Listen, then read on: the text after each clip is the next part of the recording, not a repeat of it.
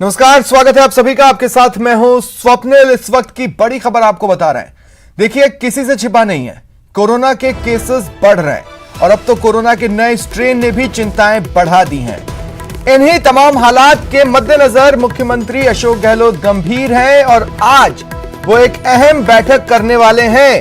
अब से थोड़ी देर बाद ये बैठक शुरू होगी। इस बैठक में बातचीत के लिए जिन लोगों को इनवाइट किया गया है वो पॉलिटिकल पार्टी से भी बिलोंग करते हैं, धर्मगुरु भी हैं, सामाजिक संगठन भी हैं जो इस बैठक का हिस्सा होंगे और सीएम के साथ कोरोना के हालात पर बातचीत करेंगे, अपनी राय रखेंगे। सीएमआर से वीडियो कॉन्फ्रेंसिंग के जरिए ये मीटिंग होगी। आने वाले समय में कुछ त्योहार भी आने हैं, खासकर शुरुआत मान लीजिए आने वाले समय में त्योहारों की होली से होगी और इसके मद्देनजर कई बड़े फैसले हो सकते हैं, जैसे नाइट कर्फ्यू, धार्मिक स्थलों पर क्या किया जाए, इन पर फैसले के आसार हैं। तो राजस्थान में कोरोना केसेस से जुड़े अपडेट्स भी आपको दे दें। 19 मार्च को 402 नए कोरोना केसेस मरुधरा में सामने आए हैं। पिछले 5 दिनों में कुल 1534 केस सामने आ चुके हैं। सिलसिलेवार समझने की कोशिश कीजिए। 18 मार्च को 327 केस आए थे, 17 मार्च को 313 केस आए थे, 16 मार्च को 241 केस आए थे, 15 मार्च को 251, यानी 15 मार्च से 19 मार्च यानी आज तक के केसेस को अगर आप कंपेयर करते हैं तो आप देखेंगे ये ग्राफ ऊपर की तरफ गया है, यानी हर अगले दिन, बीते दिन से केसेस की संख्या बढ़ी है। और कोरोना के बढ़ते केस को लेकर ही सरकार ने प्रदेश में धारा 144 की अवधि को एहतियातन बढ़ा दिया है। ये बड़ी खबर आपको बता रहे हैं। जिला कलेक्टर्स को अपने अपने डिस्ट्रिक्ट्स में धारा 144 लगाने की पावर मिल गई है। गृह विभाग ने आदेश भी जारी कर दिए हैं। धारा 144 की अवधि 21 मार्च को समाप्त हो रही थी। प्रदेश में 22 मार्च से 21 अप्रैल तक के लिए धारा 144 बढ़ा दी गई है। धारा 144 इसका उल्लंघन करने पर 6 महीने की जेल भी हो सकती है।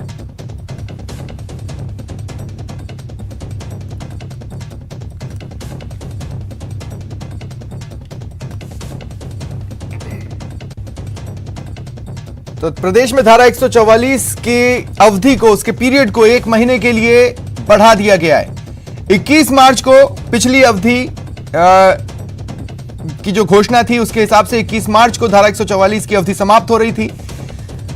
अब 22 मार्च से 21 अप्रैल तक के लिए धारा 144 बढ़ा दी गई है, यानी 21 मार्च रात 12 बजे जो अवधि खत्म होनी थी, उसी 21 मार्च की रात 12 बजे जब 22 मार्च लग जाएगा, उसी पल से यह अवधि बढ़ा दी गई है 1 महीने के लिए।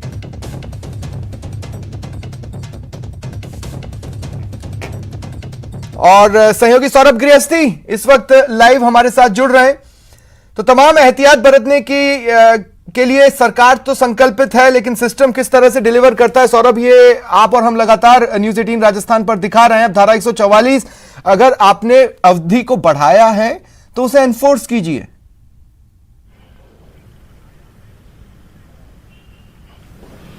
जी बिल्कुल। देखिए स्वप्निल, आपको याद होगा पिछले साल 22 मार्च को प्रदेश में लॉकडाउन लगा था और क्या हम फिर से उसी स्थिति में पहुंच रहे हैं, क्योंकि मार्च के महीने में पिछले साल आज जितने मामले आए इतने मामले नहीं आए थे, यानी कोरोना संक्रमण अब वापस से पिछले 1 साल के बाद तेजी से फिर से बढ़ने लगा है। और अब तक पिछले 5-7 दिनों में ये देखें तो पिछले 5-7 दिनों में कई जिलों में जो है वो सिंगल डिजिट पे कोरोना के मामले नए आ रहे थे, लेकिन अब ज्यादातर मामलों में, कुछ जिलों को छोड़कर ज्यादातर जिलों में डबल डिजिट में कोरोना के नए मामले सामने आ रहे हैं। परसों जो है वो 3 लोगों की मौत हुई थी, आज जो है वो 2 लोगों की मौत कोरोना से हो चुकी है। यानी ये स्पष्ट है कि कोरोना फिर से जो है वो खतरा बनता जा रहा है और जिस प्रकार की लापरवाही पिछले 1 महीने में देखने को मिली, उसके बाद अब ये इसके अलावा कोई विकल्प नहीं बचा है कि फिर से प्रदेश में सख्ती की जाए। यही कारण है कि इसकी शुरुआत, आज इसकी शुरुआत धारा 144 से कर दी गई है।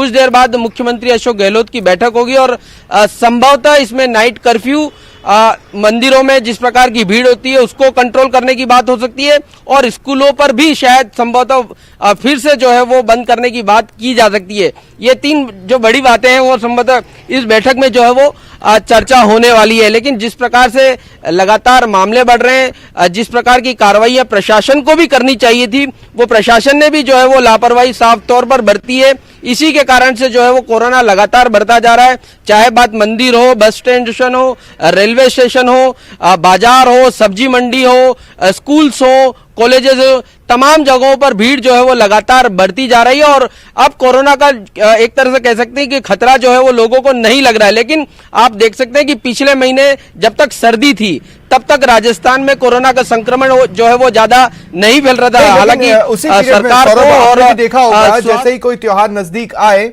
एकाएक उस पीरियड में और उसके आसपास के कुछ दिनों में एकाएक केसेस की संख्या में उछाल भी देखने को मिला और साथ ही जिस तरह के विभिन्न चुनाव रहे उसमें भी केसेस की संख्या बढ़ी, तो वो दौर तो फिर से होना है।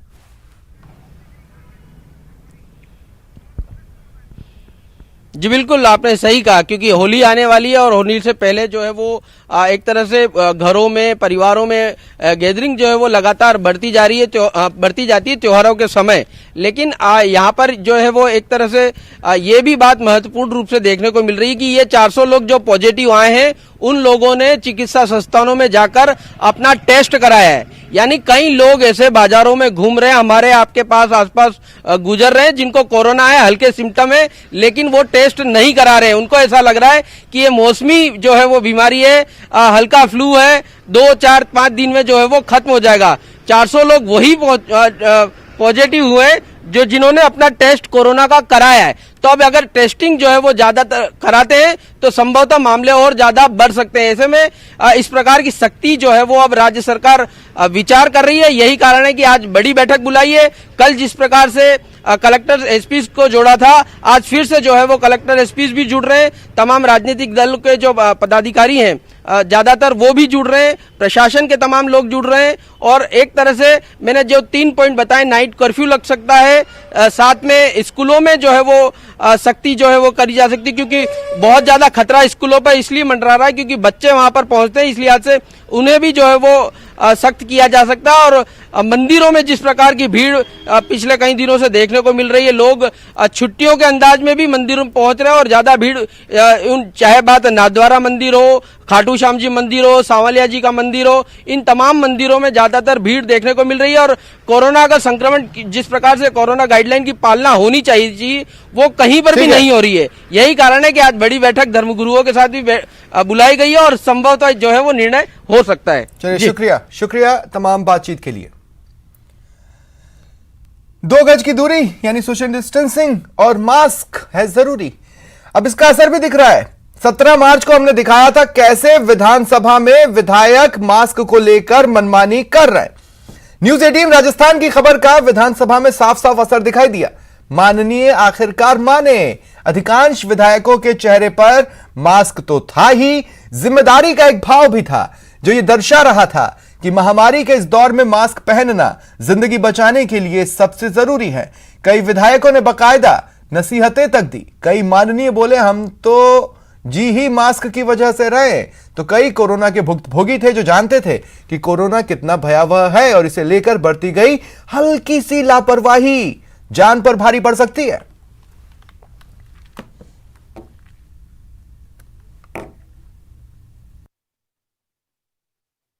मुख्यमंत्री अशोक गहलोत जी का जो मिशन है कि राजस्थान कोविड फ्री हो और उसी के तहत मास्क लगाना जरूरी है। मास्क लगाना, सोशल डिस्टेंस रखना और सैनिटाइजर का उपयोग करना, ये एक व्यक्ति का जीवन बचाने के लिए बहुत आवश्यक है। ये तो बहुत ज़रूरी है और मुझ जैसे आदमी के लिए, जो एजेड आदमी है उसके लिए तो मैं तो बचा हुआ ही इसी मास्क की वजह से कि मैं हर समय मास्क लगाता हूँ। ज़रूरी है, उस समय ज़्यादा ज़रूरी है। जब ये वापस आ रहा है कोरोना तो अब अवेयरनेस नहीं रखनी चाहिए, इसके प्रति लोगों को सजग रहना पड़ेगा।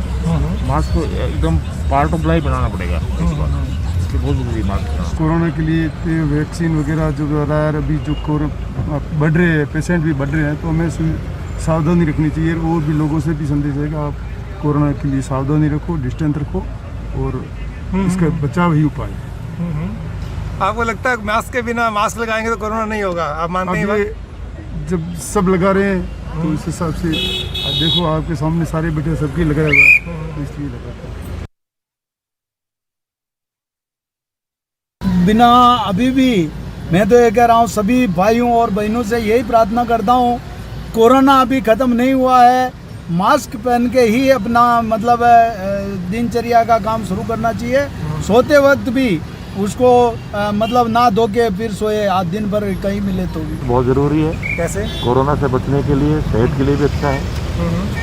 पर्यावरण जब दूषित हो तो उसके लिए भी मास्क जरूरी है। और वर्तमान में कोरोना जिस तरह से बढ़ रहा है उसके लिए मैं तो आपके माध्यम से आम जन से भी अपील करूंगा कि मास्क लगा के रहें। जरूरी है। जिस तरह से कोरोना पूरे देश में फैल रहा है और राजस्थान में भी लगातार फैल रहा है और जयपुर में तो इसकी संख्या बढ़ती जा रही है, इसलिए हर नागरिक को मास्क पहनना चाहिए और डिस्टेंस के साथ रह करके प्रोटोकॉल का पूरा पालन करना चाहिए। हमने न्यूज 18 पे खबर दिखाई थी परसों, आपने मास्क नहीं पहना हुआ था, क्या आपको लगा कि नहीं? परसों बाइट दे रहा था, बाइट के समय उतारा था और पहनते ही वापस पहन लिया था। आप हमारी मुहिम ठीक है, आपकी मुहिम बहुत अच्छी है, सपोर्ट करते हैं हमारी मुहिम इसकी मैं सराहना करता हूँ। ये मुहिम जारी रहे ताकि इस बीमारी से हम लोगों को बचा सके। बहुत जरूरी है सर। कैसे? कोविड फैल रहा है, इसके लिए जरूरी है। बढ़ रहा है खतरा, बढ़ रहा है, आपको लगता है बहुत नहीं? जरूरी है? वैसे खतरा कोई बढ़ेगा नहीं, वैक्सीनेशन आ गया। देश के प्रधानमंत्री जी और हमारे वैज्ञानिकों को धन्यवाद देंगे कि वैक्सीनेशन चालू हो गया है, इससे कोई ज्यादा खतरा नहीं है, फिर भी सावधानी जरूरी है। अशोक गहलोत सरकार ने एक ऐतिहासिक कदम उठाते हुए प्रदेश में विधायकों के विकास खर्च को बढ़ाकर 5 करोड़ करने का फैसला लिया।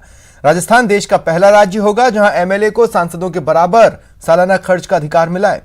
कांग्रेस इसे ऐतिहासिक बता रही है, बीजेपी को इसके लागू होने का इंतजार है।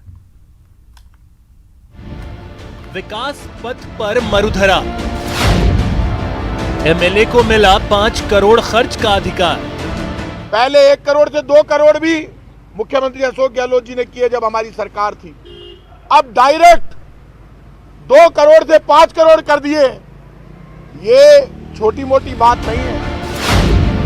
एमएलए को एमपी के बराबर खर्च का अधिकार।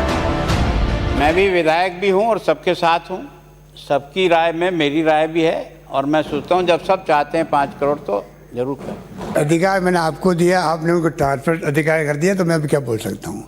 जो आपका आदेश है वो पूरा होगा। बजट पर चर्चा के अंतिम दौर में सीएम अशोक गहलोत ने सदन की भावना का ख्याल रखते हुए इसका ऐलान किया, जिसका इंतजार राजस्थान के सभी 200 विधायकों को था। दरअसल एक सांसद को अपने क्षेत्र में सालाना 5 करोड़ तक का विकास कार्य कराने का अधिकार प्राप्त है, लेकिन अब यही अधिकार हर एक विधायकों को भी मिल गया है, जबकि एक संसदीय क्षेत्र में 8 विधायक आते हैं। कांग्रेस इस फैसले को ऐतिहासिक बता रही है। सब एमएलए को मुख्यमंत्री जी ने एमपी बना दिया, एमपी जितनी पावर दे दी। 5 करोड़ रुपए खर्च करने का अधिकार बीजेपी के एमएलए को भी मिला, कम्युनिस्ट एमएलए को भी मिला, निर्दलीय एमएलए को भी मिला, कांग्रेस के एमएलए को भी मिला, कोई भेदभाव नहीं। 5 करोड़ की सड़क राजस्थान के हर 200 विधायक को दी। विधायक निधि बढ़ाने का प्रस्ताव सत्ता पक्ष और विपक्ष दोनों की सहमति से हुआ, जिसका प्रस्ताव विधानसभा में नेता प्रतिपक्ष गुलाब चंद कटारिया ने रखा था। लेकिन विधानसभा से बाहर बीजेपी एक बार फिर विपक्ष की भूमिका में नजर आई। लेकिन घोषणा के ऊपर ताली हम तब बजाएंगे जब वास्तविकता के अंदर धरातल के ऊपर दिखेगा। आज राजस्थान के तमाम विधायकों की स्थिति यह है कि जो प्रक्रिया पहले थी, विधायक की अनुशंसा के साथ ही प्रशासनिक स्वीकृति निकलती थी, अब विधायक की अनुशंसा के बाद में पहले एस्टिमेट बनते हैं, उसके बाद में टीएस बनती है, उसके बाद में प्रशासनिक स्वीकृति निकलती है और वित्तीय स्वीकृति निकलने में यदि आज मैं अनुशंसा करूं तो 1 साल बाद में तो उसकी वित्तीय स्वीकृतियां सरकार निकाल रही है। आपको बता दें कि इस फैसले से सरकार पर अतिरिक्त बोझ आएगा। अब तक विधायक निधि पर प्रति विधायक 2.25 करोड़ के हिसाब से सालाना 450 करोड़ रुपए का बजट होता था। अब यह बजट बढ़कर 1000 करोड़ रुपए हो जाएगा। हालांकि कोरोना काल में गहलोत सरकार का लिया यह फैसला मरुधरा के विकास के लिए मील का पत्थर साबित होगा। न्यूज 18 राजस्थान के लिए जयपुर से बाबूलाल धायल की रिपोर्ट।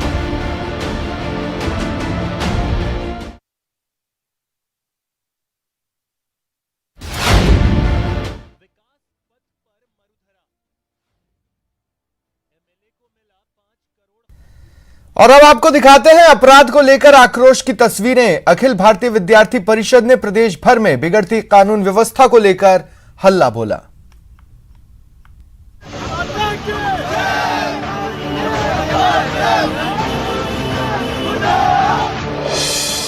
कानून व्यवस्था के खिलाफ हल्ला बोल।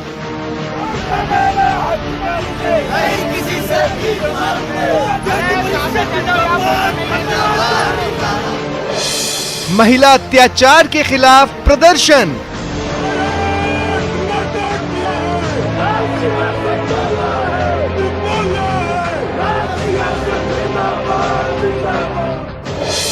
महिलाओं के सम्मान में एबीवीपी मैदान में।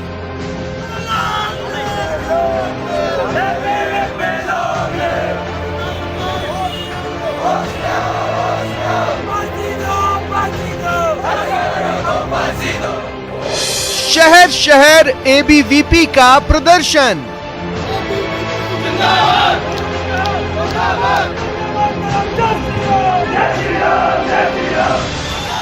ये तस्वीरें हैं विरोध की। 10 शहरों की ये तस्वीर है, लेकिन कहानी एक ही है। कहीं नारेबाजी हो रही है तो कहीं धरना चल रहा है, कहीं प्रदर्शन हो रहा है तो कहीं हल्ला बोल है। शहर शहर एबीवीपी का प्रदर्शन है बिगड़ती कानून व्यवस्था को लेकर, महिला अत्याचार के खिलाफ। जयपुर में छात्रों पर हुए लाठीचार्ज के खिलाफ बस एक एक कर शहर शहर एबीवीपी के प्रदर्शन की तस्वीरें देखते जाइए। राजधानी जयपुर में अखिल भारतीय विद्यार्थी परिषद की ओर से शहीद स्मारक पर धरना दिया गया। एबीवीपी का कहना है कि प्रदेश सरकार के इशारे पर ही कार्यकर्ताओं पर लाठीचार्ज किया गया था। राजस्थान विश्वविद्यालय प्रशासन, पुलिस और सरकार ने उस आंदोलन के दौरान विद्यार्थी परिषद के कार्यकर्ताओं के ऊपर जानलेवा हमला किया। हमारे कार्यकर्ताओं को चोटें आई, हमारी जीत हुई, लेकिन जीत और सहमति बनने के बाद जिस प्रकार से बैकडोर एंट्री से हमारे कार्यकर्ताओं के ऊपर पुलिस ने, विश्वविद्यालय प्रशासन ने गहलोत सरकार के दिशा निर्देश पर बैकडोर एंट्री से जो एफआईआर रजिस्टर की, उसके विरोध में और कानून व्यवस्था की जो स्थिति दयनीय है, महिलाओं की जो स्थिति खराब है। लेक सिटी में भी प्रदेश में बढ़ रहे अपराध को लेकर एबीवीपी ने जोरदार प्रदर्शन किया। उदयपुर जिला कलेक्ट्रेट के बाहर प्रदेश की कांग्रेस सरकार के खिलाफ जमकर नारेबाजी की और अपराध नियंत्रण में सरकार को पूरी तरह से विफल बताया। नैतिकता के आधार पर स्वयं मुख्यमंत्री को इसको लेकर अपना इस्तीफा दे देना चाहिए, क्योंकि इस तरीके की बिगड़ी व्यवस्था से राज्य नहीं चल सकता। और जहां पर हमारे देश में हम महिलाओं को एक ऊंचा स्थान देते हैं, हमारी महिलाओं की जहां सम्मान करते हैं, वहां पर न तो चिकित्सालय में महिला सुरक्षित है, ना घरों में महिला सुरक्षित है, ना पुलिस थानों में महिलाएं सुरक्षित हो, तो कहाँ पर महिलाएं सुरक्षित रह सकती है। करौली में भी एबीवीपी के कार्यकर्ताओं ने प्रदर्शन किया, सरकार के खिलाफ नारेबाजी की और जिला कलेक्टर को ज्ञापन सौंपा। यह प्रदर्शन राजस्थान यूनिवर्सिटी में बैठे हमारे छात्र नेताओं के 22 दिन के धरने के पश्चात उनके ऊपर किए गए बर्बरतापूर्वक लाठीचार्ज के विरोध में हुआ है। दूसरा हमारा सबसे बड़ा मुद्दा ये कि प्रदेश में जो पुलिस की व्यवस्था बिगड़ती हुई व्यवस्थाएं हैं, उनको संभालने में गहलोत सरकार पूरी तरह से नाकाम रही है। जोधपुर में भी एबीवीपी ने धरना दिया, प्रदर्शन किया और जिला कलेक्टर को ज्ञापन सौंपा। जो राजस्थान के अंदर एक अराजकता का माहौल राज्य सरकार द्वारा पैदा किया गया है, जिसके अंदर विद्यार्थियों के लिए ना तो उनकी परीक्षाएं समय पर आयोजित कराई जा रही है, परीक्षाएं अगर आयोजित कराई जाती है तो उनका रिजल्ट डिक्लेयर लेट किया जाता है, छात्र अपनी समस्याएं लेके अगर विश्वविद्यालय प्रशासन के पास जाते हैं तो उनकी लाठीचार्ज करके उनकी आवाज़ को दबाया जाता है। ये तो चंद तस्वीरें हैं, पूरे प्रदेश में एबीवीपी ने हल्ला बोला और महिलाओं पर अत्याचार को लेकर सरकार को घेरा। Bureau report, news 18 network. और वक्त तो चला एक ब्रेक का। ब्रेक के बाद बात करेंगे कोरोना से जंग में गड़बड़ झाले की।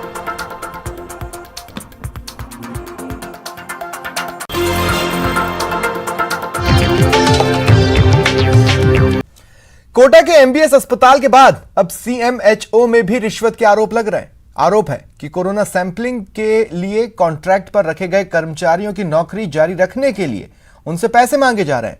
नर्सिंग कर्मियों का आरोप है कि रिश्वत देने के साथ ही हर महीने भी कर्मचारियों से कमीशन लिया जा रहा है। कोरोना से जंग में गड़बड़ झाला, पैसे दो नहीं तो नौकरी खत्म। सीएमएचओ कार्यालय में भ्रष्टाचार का खेल। हमसे कहा कि हमें सीएमओ साहब का ऑर्डर आया है हमारे पास और हमें 40 बंदे रखने हैं, तो 40 बंदे जो रहेंगे उनके पास पैसा होना चाहिए, वो पैसे देके लगेंगे। हमारे पास पैसे की व्यवस्था नहीं थी तो हमने उसको मना कर दिया लगने के लिए। कोटा में सीएमएचओ ऑफिस में रिश्वत के आरोप के बाद चिकित्सा विभाग में हड़कंप मचा हुआ है। पीड़ित नर्सिंग कर्मियों का आरोप है कि कोरोना से जंग के लिए ठेका पर रखे गए नर्सिंग कर्मचारियों को नौकरी बरकरार रखने के लिए उनसे रिश्वत की मांग की जा रही है और पैसे न देने की सूरत में कर्मचारियों को नौकरी से हटाया जा रहा है। और ये आरोप है सहायक सैंपल प्रभारी भवर सिंह हाड़ा पर। भवर सिंह हाड़ा है वहाँ पे नर्स दिखते, उन्होंने करी थी हमसे मांग सर 20 से 30 हजार के बीच में। 20 से 30 हजार के बीच में। भवर सिंह जी ने दरअसल कोरोना जांच के लिए चिकित्सा एवं स्वास्थ्य विभाग में करीब 80 नर्सिंग कर्मियों को कॉन्ट्रैक्ट के आधार पर सैंपलिंग के काम में लगाया गया था। कोरोना सैंपलिंग की रफ्तार कम होने पर कई नर्सिंग कर्मियों को हटा दिया गया है। हटाए गए नर्सिंग कर्मियों का आरोप है कि जिन 25 से 30 नर्सिंग कर्मियों को रखा गया है उनसे प्रत्येक से 20 से 30 हजार रूपए की रिश्वत ली गई है। मिलता है 7,714 रुपए, अब पेप काट कटा के बचता है पैसे 6,800 रुपए। उसमें भी कहेंगे सर हमें ओनली 5,500 रुपए देते और वापस 1,300 रिटर्न बनता है, वापस ठेकेदार लेता है। हमें पूरा पेमेंट नहीं, अब बाकी जो पेमेंट है वो भी पेमेंट भी नहीं दे रहे। अब हम क्या करें सर? अरे जो स्टाफ काम कर रहा है वो 40,000 20 से 30 हजार देके काम कर रहा है। हालांकि सीएमएचओ डॉक्टर भूपेंद्र सिंह तंवर ने आरोपों को निराधार बताते हुए मामले की जांच करने की बात कही है। इस तरह का कहीं हो रहा है तो उसकी इंक्वायरी की जाएगी, जो उसके खिलाफ उचित कदम उठाने के जो भी उपाय होंगे हम उठाएंगे। और हमारे यहाँ इस तरह का कोई काम होता है पैसे लेकर के किसी को भी नहीं रख सकता, ये स्पष्ट गाइडलाइन है। आपको बता दें कि विधानसभा में विधायक पानाचंद मेघवाल ने भी कोटा सीएमएचओ के खिलाफ लंबित शिकायतों की जांच का मुद्दा उठाया था। वहीं अब खुद सीएमएचओ इस मामले में जांच की बात कह रहे हैं। लेकिन ये भी सच है कि कॉन्ट्रैक्ट पर रखे कर्मचारियों से नौकरी के लिए रिश्वत मांगने की बात पहले भी कई जगहों पर होती रही है। कोटा से न्यूज़ 18 आस्थान के लिए ओम प्रकाश मारू की रिपोर्ट। बात करते हैं बेईमानों के खिलाफ एसीबी के एक्शन की, जिसकी ट्रैप में फंसा एक और रिश्वतखोर। एसीबी ने जयपुर में एक बड़ी कार्रवाई कर हाउसिंग बोर्ड के प्रोजेक्ट इंजीनियर को 1 लाख रुपए की रिश्वत लेते रंगे हाथों पकड़ा। एसीबी ने परिवादी की शिकायत पर पूरे मामले की जांच कर कार्रवाई को अंजाम दिया। आज जयपुर में एक बड़ी कार्रवाई को अंजाम दिया है। हाउसिंग बोर्ड में एक प्रोजेक्ट मैनेजर को ट्रैप किया है। 1 लाख रुपए की रिश्वत लेते हुए प्रोजेक्ट मैनेजर विजय सिंह को यहां पर ट्रैप किया है और प्रोजेक्ट इंजीनियर हैं और 1 लाख रुपए की इन्होंने ये रिश्वत ली थी। और इस वक्त एसीबी की कार्रवाई हाउसिंग बोर्ड कार्यालय में लगातार जारी है। जिस प्रकार से प्रदेश में रोजाना 2 से 3 जो है वो मामले सामने आ रहे हैं, लेकिन भ्रष्टाचारियों के हौसले जो है वो कम होने का नाम नहीं ले रहे हैं। इस वक्त हमारे साथ नीरज जी हैं, उनसे बात करने की कोशिश करते हैं। नीरज जी, किस प्रकार की कार्रवाई थी, क्या आप लोगों को शिकायत मिली थी? और गत दिनों में हमें मुख्यालय में परिवादी ने शिकायत दर्ज कराई थी कि उसका जो प्रतापनगर में कोचिंग हब जो बन रहा है उसमें कोई इलेक्ट्रिकल को लेके वर्क पेंडिंग है, जिसमें टेक्निकल बिड और फाइनेंशियल बिड के तहत टेंडर में औपचारिकता पूरी होती है, जिसमें जो विजय कुमार जी एएन उसमें टेक्निकल बिड का काम उन्हें उसके लिए उनके पास काम पेंडिंग था, जिसमें ओके होने के बाद ही इनकी फाइनेंशियल बिड की खुलासा इस तरीके की जो वक्त तो चला